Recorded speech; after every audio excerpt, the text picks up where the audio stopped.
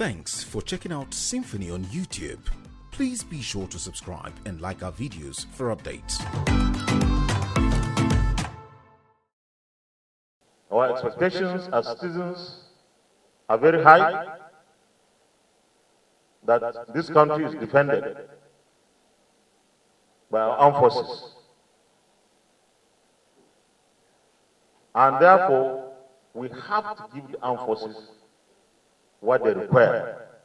We may not be able to give everything because we don't have enough, but we must, as a country, put in more resources.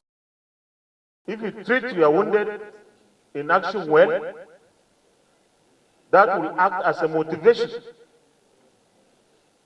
for the other people who are fighting. And if you don't, and treat your wounded in action with levity, certainly that will demoralize those that are supposed to be fighting for you. The solidarity visit is aimed at promoting enhanced welfare and the well-being of the sick and injured officers and men of the Nigerian military.